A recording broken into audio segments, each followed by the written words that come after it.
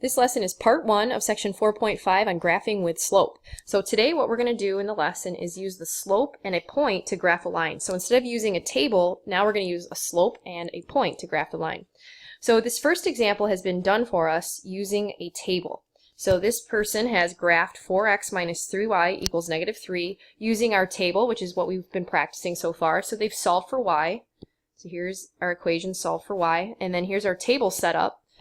Notice that the numbers here are all multiples of 3. And then once they got their points, they went ahead and they graphed them, right? All these points over here are graphed to form this line.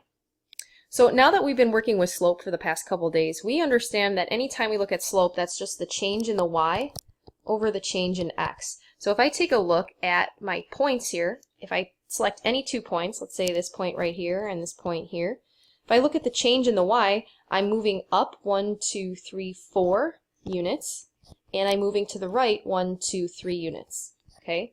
Now, if you look at this number, this slope, our change in y over change in x, you'll notice that it's actually the same as this value right in front of our x term when we solve for y.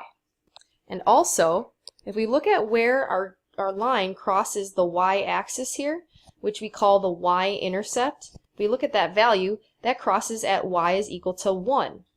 And if you look at our equation over here, the second part of our equation, this 1, is actually the y-intercept. So we call this form slope-intercept form. Okay, so go ahead and fill that in.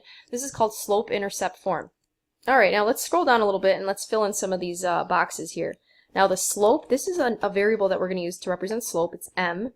Remember that from before. So m represents the slope. Now in our example here, this equation, the m is right next to x. It's in front of that. So the slope here was 4/3. And then our y-intercept was this value right here afterwards. We're going to label that with a b. The variable that represents the y-intercept is b. And in our case, it was 1. So slope-intercept form, this is really important here. Let's write this out. Slope-intercept form looks like this. We always have y by itself, and it's equal to mx plus b. I know you've probably heard that before, but now we're going to study it a little bit more, and we're going to start graphing in slope-intercept form. So in our example, in slope-intercept form, it was y equals 4/3 x plus 1. Again, this represented the m, the slope, and this 1 represented the y-intercept, the b. So for today's lesson, the big idea is to be able to graph a line in slope-intercept form. Instead of using a table, we're no longer going to make a table of values anymore because that takes a long time. Now, all we have to do is solve for y, put it into slope-intercept form, and then we're going to use the slope and a point. So we start always by plotting the y-intercept. Okay, we start with plotting the y-intercept, and then we use the slope to be able to plot additional points. So let's look at our very first example here. We're going to graph in slope-intercept form. So we've got the equation y equals 2/3 x plus 6. The slope here, m, is 2/3. It's this number out in front of the x. So I'm going to label that right here. And my b, the y-intercept, is +6. So I'm going to just write 6.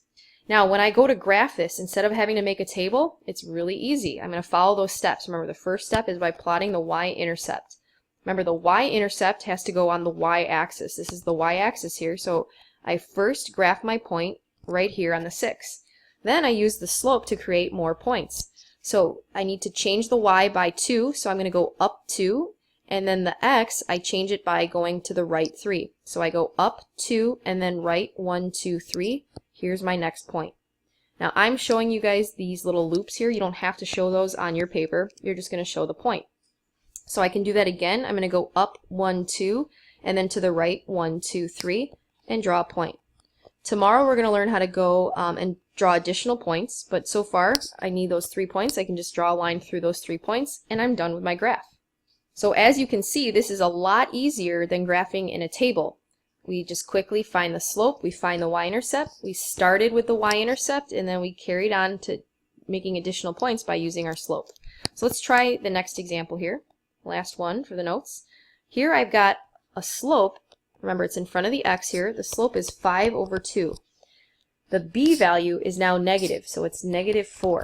So what I'm going to do first is plot this point, the y-intercept. You always start with this y-intercept. So I'm going to go down to where y is -4, make sure you're on this axis first. You have to start your point on this axis. Never graph it over here. This is where x is -4, right? We can't start here because this is x equals -4.